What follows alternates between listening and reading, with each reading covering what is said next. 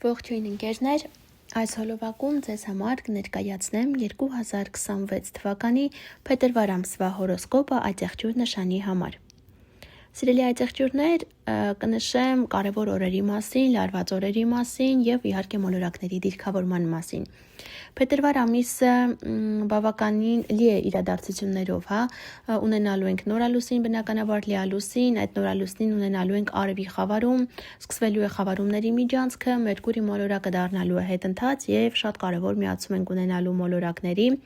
Սատուրնը եւ Նեպտունը միանալու են։ Հերթականությամբ անցնեմ, որ ոչինչ բաց չթողնեմ։ 1 տարի էր, ինչ ես դադարեցրել էի յուրաքանչյուր նշանի համար ամսական կտրվածքով հորոսկոպը ներկայացնելը, բայց արդեն վերականգնում եմ եւ յուրաքանչյուր ամիս սպասեք տվյալ ամսվա հորոսկոպին բոլոր նշանների համար։ Հիշեցնեմ, որ հորոսկոպը միշտ նայում ենք առաջին հերթին ասցենդենտի նշանով, այնուհետև արևի նշանով։ Եթե մինչև հիմա չգիտեք, թե որ նշանում է գտնվում ձեր ասցենդենտը, բայց գիտեք ձեր ծննդյան ճշգրիտ ժամը, կարող եք ինձ գրել, թե մեկնաբանություններում, թե Instagram-յան էջում, Telegram-յան ալիքում նշելով ձեր ծննդյան տվյալները, այսինքն ծննդյան օր, ամիս, տարի, քաղաք եւ ծննդյան ճշգրիտ ժամ։ Սիրով ձեզ կպատասխանեմ։ Եթե ձեզ հետաքրքրում է ձեր ծննդյան քարտեզը, կարող եք ինձ Instagram-ում կամ Telegram-ում գրել, նշելով կրկին ձեր տվյալները, ես կկազմեմ քարտեզը, սկրինշոտ տարբերակով ձեզ կուղարկեմ, որպեսզի դուք ունենաք քարտեզը եւ երբ ես իմ հորոսկոպը ներկայացնում եմ, միշտ աստիճաններն եմ նշում, կարողանաք հասկանալ, թե արդյոք որ մոլորակներն են գտնվում որ աստիճաններում, որ նշանների, որպեսզի կարողանաք հեշտ հասկանալ տվյալ իրադարձությունը ինչքանով ձեզ վերականգնադառնա, թե ոչ, բայց կարող եմ կազմել ծննդյան քարտեզը միայն նրանց համար, ովքեր գիտեն իրենց ծննդյան ճշգրիտ ժամը, իսկ եթե ճշգրիտ չէ ժամը, իմաստ չունի քարտեզ կազմելու, քանի որ արդեն սխալ կլինի։ Դե ինչ անցնեմ, հերթականությամբ ներկայացնեմ մոլորակների դիրքավորումը։ Արևը մինչև փետրվարի 18-ը կգտնվի ջրհոս նշանում ձեր երկրորդ տանը։ Երբ արևը գտնվում է որևէ տանը, դա այսինքն մեր ամբողջ էներգիան կարծես ուղղվում է այդ տուն։ Իսկ երկրորդ տունը իրենից ներկայացնում է ֆինանսները, մեր ֆինանսական կուտակումները, ինքնագնահատականը, սնունդը, նման հարցեր, այսինքն եթե դուք ցանկանում եք աշխատավարձը ինչպես նաև ֆինանսական կուտակումներ, այսինքն լավ ժամանակահատված է, որպեսզի զբաղվեք ձեր ֆինանսների թեմայով։ Ամսի 18-ից սկսած արևը կանցնի ձկներ նշան ձեր երրորդ տուն։ Երրորդ տունը կրկին, էներգիան կուղղվի երրորդ տուն։ Երրորդ տունը իրենից ներկայացնում է ցանկացած տեսակի կապի տրանսպորտի միջոցները, փաստաթղթերը, բանակցությունները, քննությունները, դասընթացները,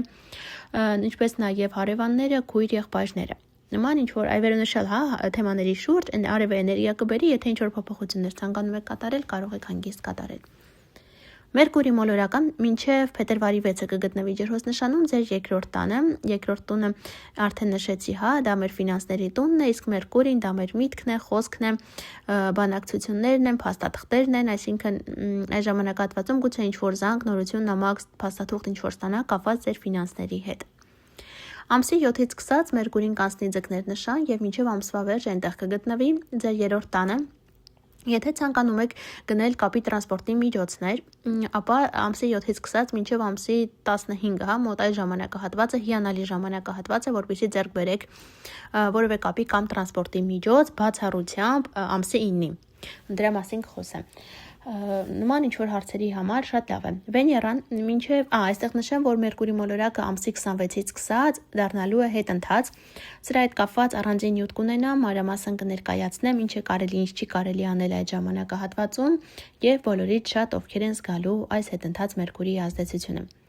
Վեներան մինչև ամսի 10-ը կգտնվի ջրհոս նշանում ձեր երկրորդ տանը, բերելով ձեզ գումարներ։ Գուցե ինչ-որ բան գնեք հաճելի ձեզ համար, այդ ժամանակահատվածում կամ ունենաք վաճառք, որից բնականաբար գումար կստանաք։ Հնարավոր է նաև աշխատավարձի հետ կապված, աշխատավարձի բարձրացում լինի, մեկի մոտ կլինի այն, մյուսի մոտ գուցե ուղղակի աշխատավայրում հաճելի ինչ-որ իրավիճակ լինի ձեզ համար, կապված ֆինանսների հետ գուցե հավելավճար ստանաք եւ այլն։ Վեներան ամսի 10-ից սկսած կանցնի ձկներ նշան ձեր երրորդ տուն, հնարավոր է ինչ որ մեկի հետ, ով ձեզ համար հաճելի է, ճանապարհ գնաք։ Հնարավոր է օրինակ, եթե ինչ որ մեկին պարտքով գումար եք տվել, այս ժամանակահատվածում վերադարձնի ձեզ։ Նման ինչ որ հարցեր կլինեն։ Մարս մոլորակը ամբողջ ամսվա ընթացքում գտնվելու է ջրհոս նշանում ձեր երկրորդ տանը, ակտիվացնելով ձեր ֆինանսների թեման։ Կարծում եմ, որ ակտիվ կերպով զբաղված կլինեք ձեր ֆինանսական հարցերով, ինչ որ բանի վաճառքով գուցե, անդադ կփնտրեք նոր ուղիներ գումար աշխատելու։ Իհարկե Մարսը երկրորդ տանը հնարավոր է տա նաև վիճաբանություն կապված գումարի հետ, որպեսզի Մարսի այդ բացասական էներգիան մի փոքր հանդարտվի, կարող եք զբաղվել սպորտով։ Յուպիտեր մոլորակը շարունակում է գտնվել հետընթաց դիրքով Խեցգետի նշանում, այս ամսում շարժվելով 17-ից 15 աստիճան։ Յուպիտերը ձեր 7-րդ տանն է գտնվում, սիրելի ընկերներ, բերելով նոր հնարավորություններ, կարծում եմ, որ առհասարակ նախորդ 2025 թվականի հունիսից սկսած մինչև դեռևս 2026 թվականի հունիս այնտեղ է գտնվելու, Յուպիտերը շատերին օգնել է, որպեսզի ամուսնանան, նոր գործընկերներ ունենան, նոր հաճախորդներ ունենան, կամ եթե պետք է ամուսնալուծություն լիներ, ապա Յուպիտերը օգնել է կամ դեռևս կօգնի, որպեսզի այդ գործընթացը անցնի հեշտ։ Այստեղ Յուպիտերը հետընթաց է եւ կարծես մեկ շանս եւս ձեզ տալիս է օրինակ վերանայելու ձեր հարաբերությունները կամ ինչ որ սպասողական իրավիճակ է կարևոր ինչ որ գործարք կնքելու համար։ Բոլորից շատ այս հետընթաց Յուպիտերի ազդեցությունը այս ամսում կզգան այն այծեղջուրները, ովքեր այծեղջուր են ասցենդենտով, ասցենդենտը գտնվում է այծեղջուրի 15-ից 17 աստիճանում կամ ովքեր ծնվել են հունվարի 7-ին, 8-ին, 9-ին։ Այս օրերի ծնվածները բոլորից շատ կզգան հետընթաց Յուպիտերի ազդեցությունը։ Սատուրն մոլորակը ամսի 14-ից սկսած մուտք է գործում Խոյ նշան եւ առաջիկա 2.5-3 տարիների ընթացքում գտնվելու է Խոյ նշանում։ Իսկ դա սիրելի այծեղջուրներ ձեր 4-րդ տունն է։ 4-րդ տունը իրենից ներկայացնում է մեր բնակության վայրը, մեր ընտանիքի անդամները, անշարժ գույքի թեմաները, նման ինչ-որ հարցեր եւ մայրն է պատկանում նաեւ 4-րդ տանը։ Իսկ երբ Սատուրնն է գտնվում, Սատուրնը ինչ է, մի փոքր ավելի սառացնում է, գուցե ինչ-որ սառեն հարաբերություններ ընտանիքի անդամների հետ։ Գուցե օրինակ ձեր բնակարանը օրինակ եմ ասում վաճառեք ավելի փոքր բնակարան անցնեք։ Կարծես ինչ որ մի բան այսպես նեղացնում է, հնարավոր է ընտանիքի կազմը ավելի նեղանա, օրինակ ձեր որդին օրինակ աղջիկ ամուսնանա կամ որդին որ ամուսնանա ու որոշի գնալ առանձին ապրելու, կարծես այդ ընտանիքի կազմը ինչ-ինչ պատճառներով կսեղմվի։